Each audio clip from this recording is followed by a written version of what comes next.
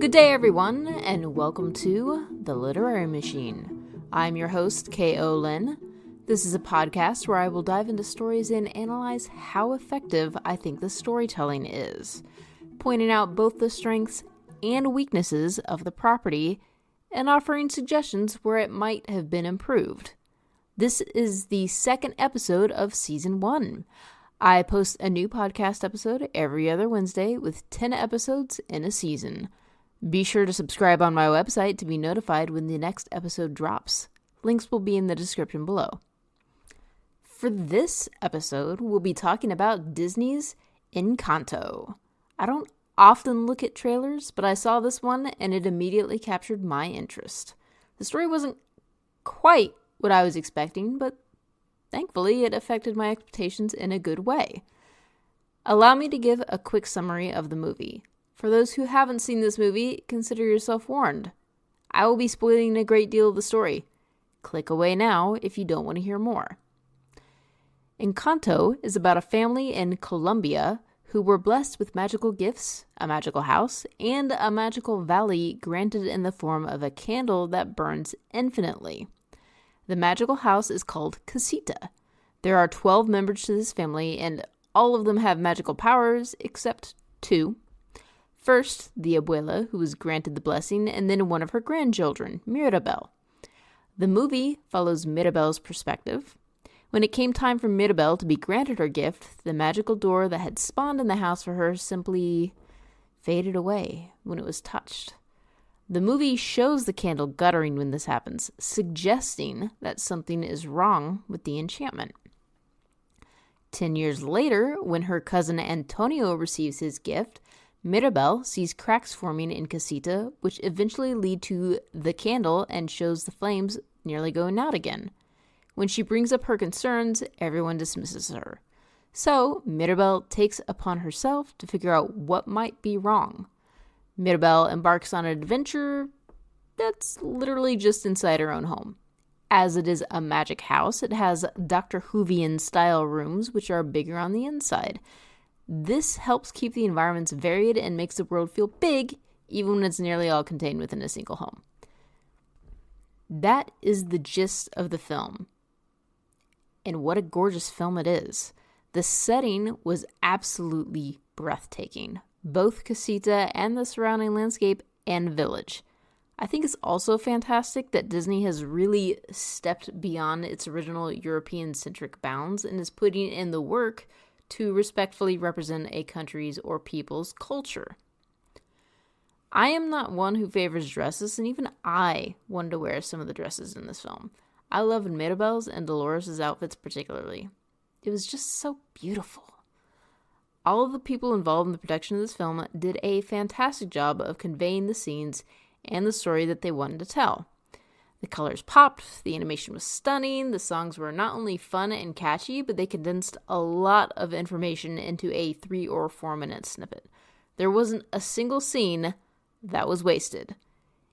Encanto was just enchanting. Quite an apt name for the movie, I'd say. Even as much as I enjoyed the film and adored all the songs, there is no single story that is perfect. I intend to delve deep into what made this story exceptional and what could have potentially used a little bit of work. First, I want to talk about the characters. Working with an ensemble cast in any medium, whether it be books, video games, TV shows, is difficult. But when you have to constrain it to a 2-hour window like a movie, it's absolutely brutal. I've written single scenes that featured an ensemble cast and got to the end and realized that I'd forgotten about 2 characters. Not only did Encanto have an ensemble cast, but they had 12 characters in the magical family alone. It would be impossible to give all the family members equal time, even as minor characters. Some will naturally stand out more than others, and I give credit to the creators for threading that needle as best as they could. Mirabel is obviously the main character, so she was naturally going to get the most screen time, but even she became a background character where appropriate, most notably in songs. She was only the main singer in 2 of the songs, but was the instigator of pretty much all the rest. The next characters that get the most screen time are Luisa, Isabella, Antonio, Bruno, and Abuela, in no particular order. I do find it interesting that the other two characters to have the most impact on the story are Luisa and Isabella, who are Mirabel's sisters. Given that the story is about family, largely the whole family, it's still focused on Julieta's daughters the most. Was the real purpose that Disney wanted to address were sibling relationships, given how rocky they can be? Perhaps. Considering the context from which Bruno comes from, he gets an outsized portion of screen real estate dedicated to him. Disney obviously wanted the audience to understand and be able to empathize with Bruno, so he gets the focus of the story turned to him.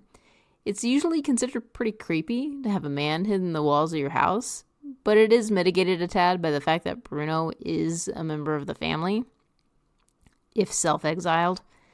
And why we know he's back there? He left to protect Mirabel, but also to help protect the family's magic.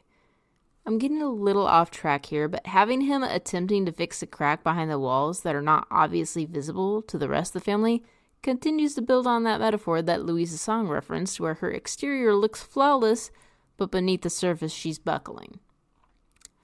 Speaking of the focus of the story, I think giving each of the family members a gift was a brilliant way of making something more tangible and easier to focus on than something as vague and ethereal as family bonds.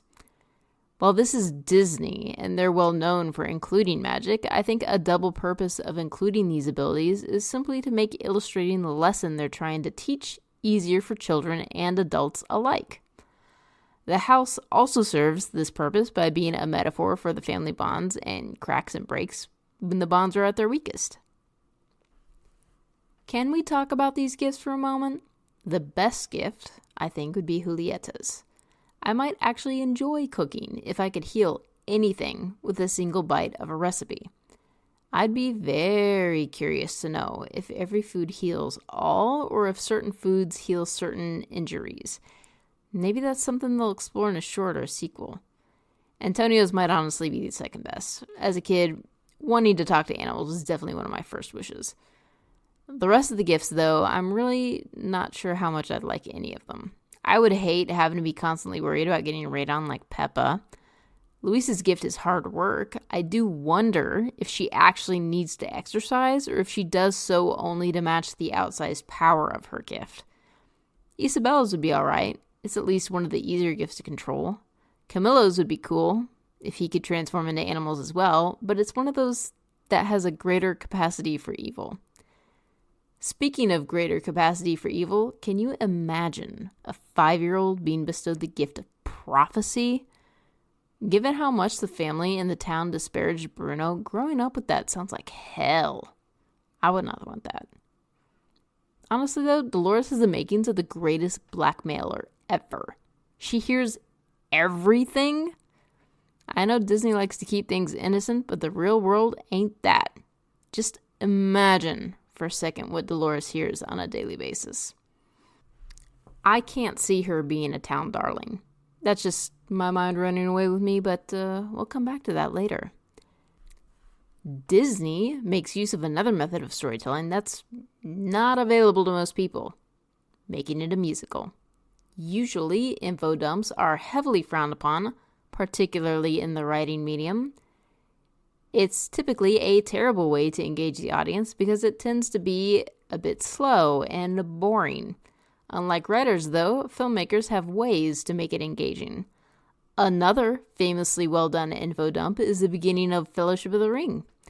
Peter Jackson spiced it up with artful visuals and the powerful and soothing voice of Cate Blanchett. That's not easy to do. Disney's method is song, of course. The movie opens with the song The Family Madrigal to introduce the entire family. It's very quick, thorough, and is difficult to follow the first time through. This is one movie where watching with subtitles really came in handy. It's vibrant, it's fun, and most importantly, it's informative. It's a quick and easy rundown of the characters, their relationships to one another, and what their gifts are. It flashes color and culture in every aspect. And it explores the setting of both Casita and the village. We catch up on the important parts, and it immediately introduces the idea that Bruno is the black sheep of the family, which is great foreshadowing for later.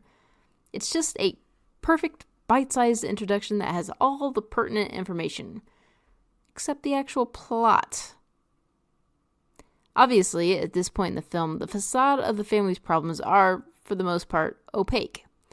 I think the closest it gets to showcasing any problems is Mirabel telling Mariano that she thinks Isabella is a prima donna, which is a blink and you'll miss it moment, especially without the subtitles.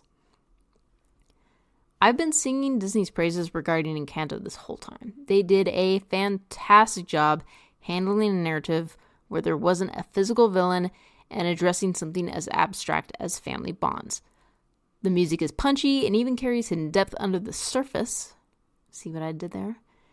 In such a small frame of time, they give half the magical family narratively important parts, which, again, is hard to do.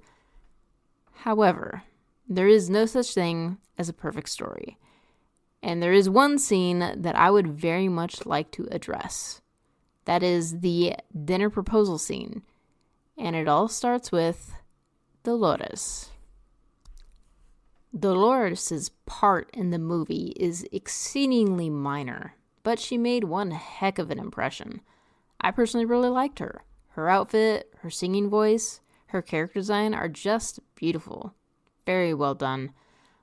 But I don't like how her character was conveyed, particularly during the dinner proposal scene.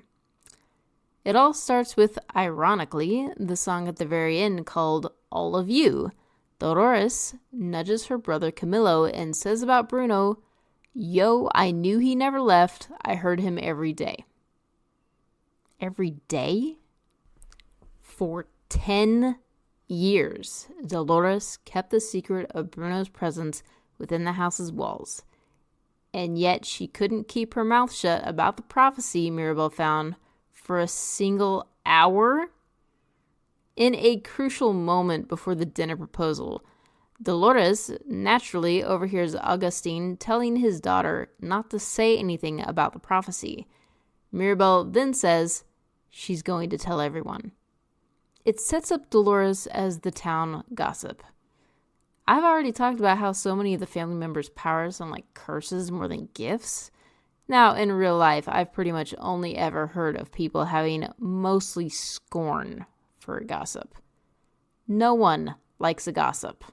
This would mean that Dolores would be one of the most hated people in the town instead of as a beloved member of the family Madrigal. If she couldn't keep her mouth shut at all. As I said earlier, it feels like she got the power of blackmail, which has horrible implications for her character. But since Dolores gets very little attention in Encanto, Disney just kind of skates over those horrible implications and deftly pretends like they aren't there. But they are. So, the scene is set that Mirabel can't take her eyes off Dolores for even a moment or she'll share the terrible news she heard about the magic. And we see visuals of Dolores on tenterhooks waiting to crack, and as soon as Mariano passes Mirabel a bowl of food, Dolores immediately whispers into Camilo's ear. It's a domino effect from there. Camilo in turn whispers it to their father, Felix. Felix then whispers it to Pepa. Pepa whispers it to Julieta. All the while, everything is descending into chaos and the cracks in the house are forming. Luisa finds the piano too heavy to bring into the room. Mariano is punched in the face by a plant grown by Isabella. Wait, are we sure that one's Mirabel's fault? Because I don't believe it. The vision ends up in front of Abuela, the dinner is ruined, and Mirabel is blamed. But it all started with Dolores and continued with every single character making the absolute worst choice to keep the game of telephone going. There's a rather well-known trope, with informal terms, where characters fumble sequentially to make the story happen. I call it throwing the stupid ball around, but I will henceforth be referring to it as the domino effect of stupidity.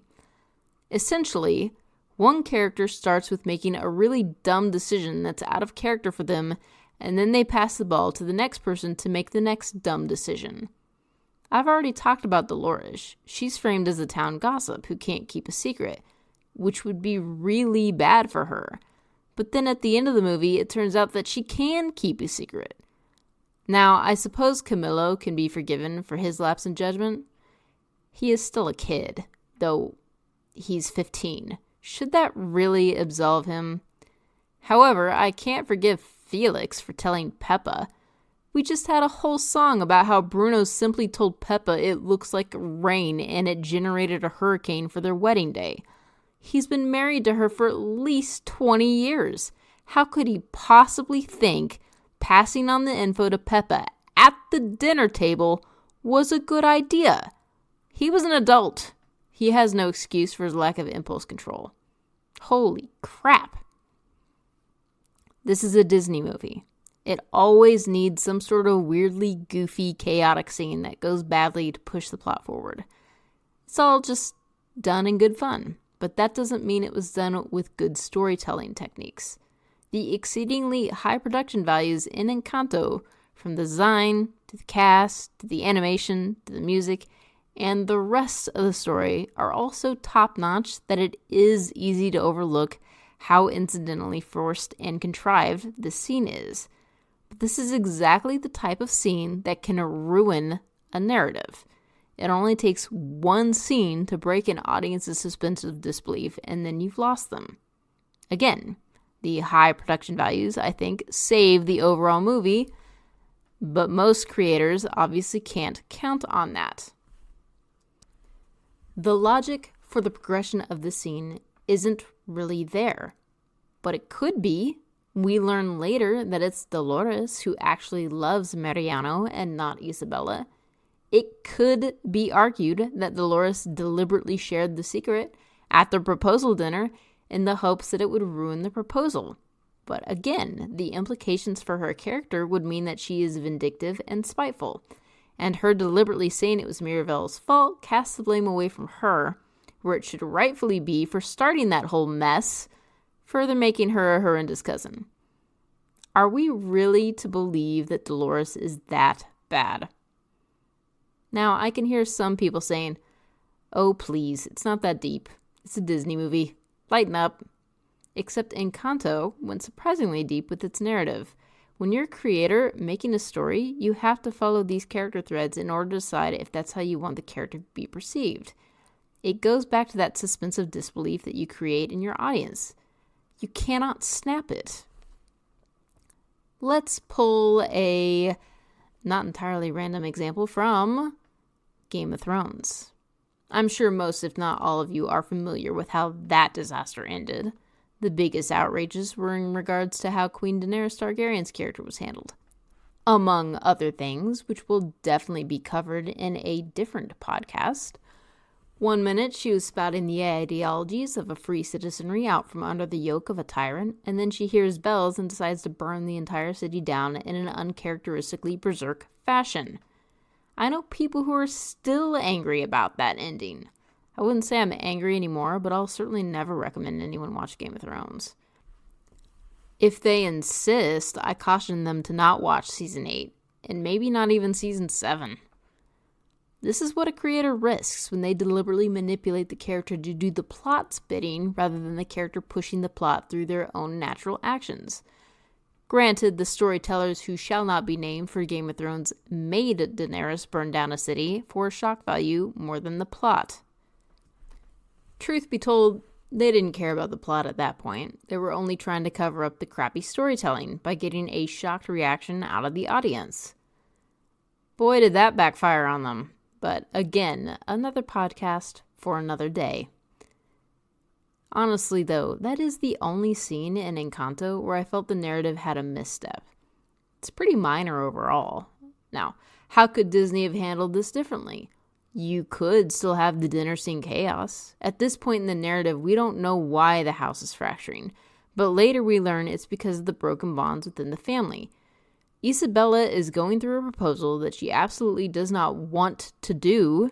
She can pretend like her powers are going haywire and still hit Mariano in the nose with a plant. Luisa can still struggle to bring the piano. Antonio's animals could still get the prophecy pieces. Heck, later in the movie, we see Camilo and Pepa's powers going haywire. Maybe they can do the same at the table. Mirabel can still do the pathetic dive on the cracks, and the scene could still end with the blame on Mirabel without sacrificing the integrity of nearly the entire side of Pepa's family. Ta-da! The same goal is achieved without characters tossing the stupid ball around. If this was so easily accomplished by other means, then why would Disney go with the scene that they did with Dolores, Camilo, Felix, and Pepa all demonstrating the worst impulse control imaginable? It all goes back to getting out the maximum drama. Again, the main theme of this movie is all about family bonds, so a family member immediately breaking Mirabel's confidence ties in with the plot.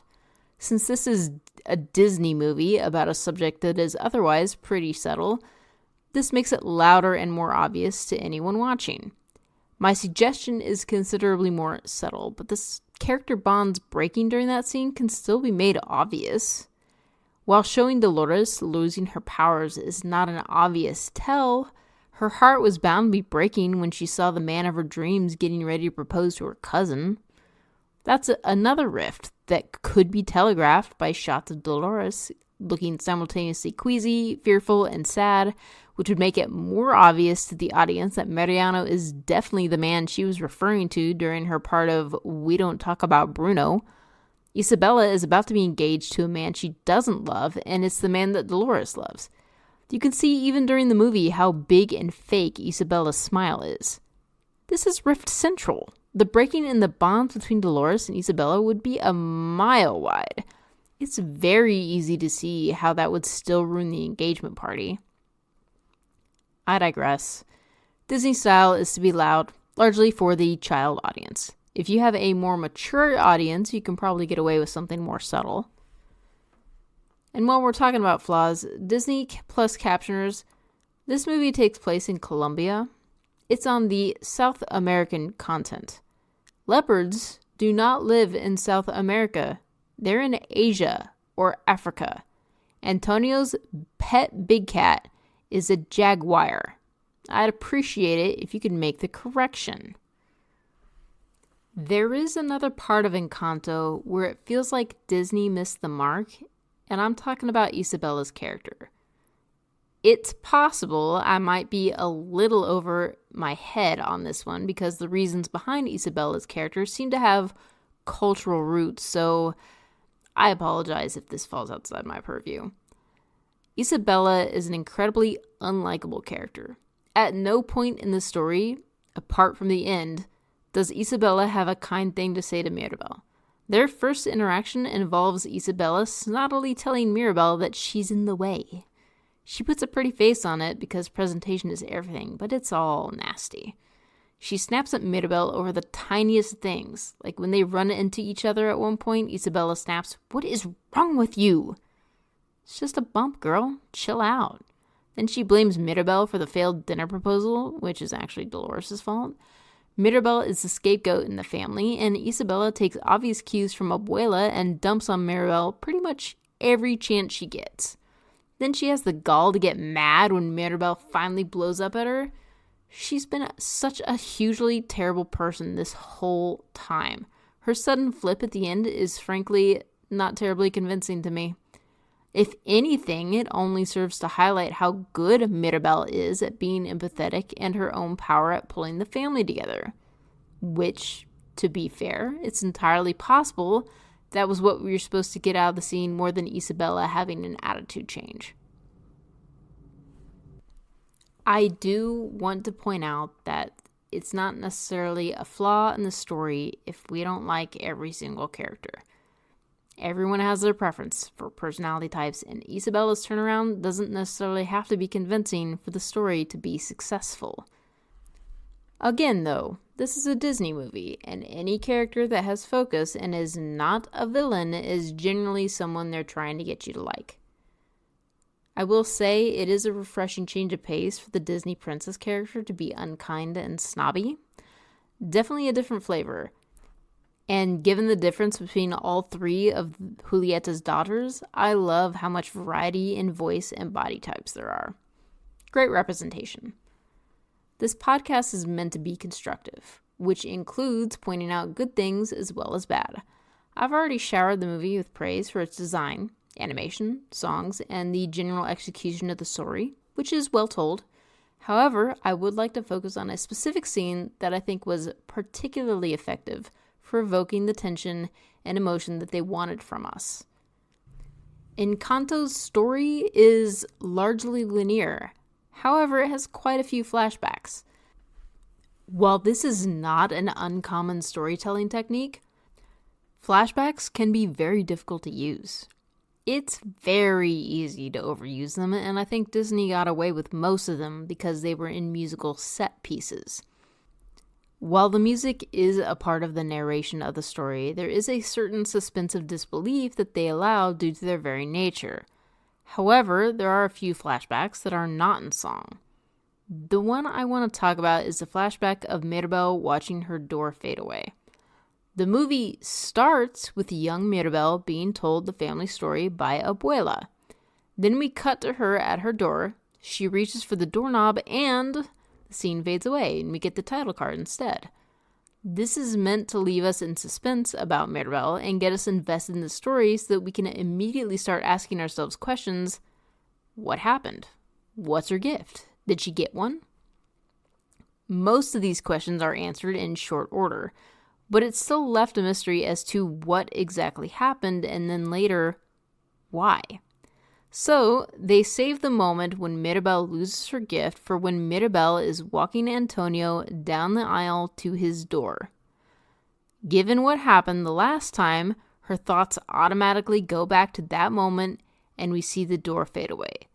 Not only does this provide us with a vital answer to the story, but it also amps up the tension and increases our own anxiety about Antonio's gift, fully investing us in the story. It's just a simple moment placed at the right time so that it inspires even more emotion and intrigue in the audience. This moment in particular is exceptionally good storytelling. There's just one last scene that I want to touch upon that is neither a pro nor a con. It's honestly just speculation, but I want to talk about Antonio's gift ceremony again. It's just such a momentous point. In the movie, we see Antonio standing all on his lonesome at the beginning of the aisle the Casita has made for him to walk down. He hesitates. Then he turns and reaches his hand out to Mirabel. She says, "I can't." But Antonio, with his cute puppy dog eyes, says, "I need you." Then Mirabel steps out from her hiding spot and takes his hand, much to the surprise of the family. They walk up to the door together. Given the premise of the movie, what if Mirabel had not taken Antonio's hand? Do you think he still would have gotten his gift? By stepping up when she did, she gave him the support and the courage he needed at that moment. But if she had refused, that would have broken his little heart and the bond between him and Mirabel would have frayed. The magic would have likely sputtered, too. It's just an interesting possibility. Finally, I wish we'd known whether or not Mirabel got a room. Forget the gift. The poor girl just needs her own room. It doesn't even have to be a TARDIS. Just somewhere that isn't the nursery where the little kids live. Girl deserves her privacy. But you know, Mirabel does have a gift. I'm not talking about her connection to Casita. No. Her gift is apparently being able to isolate herself or some people in separate environments for nearly all of the musical numbers. The Family Madrigal and What Else Can I Do are the only songs in the movie where nothing really physics-breaking happens. And I largely put that down to Mirabel just not liking Isabella enough to put in the effort. But otherwise, in her own song, Waiting on a Miracle, she slows the world to nearly a stop and confronts her family, but she's moving too fast for them to address.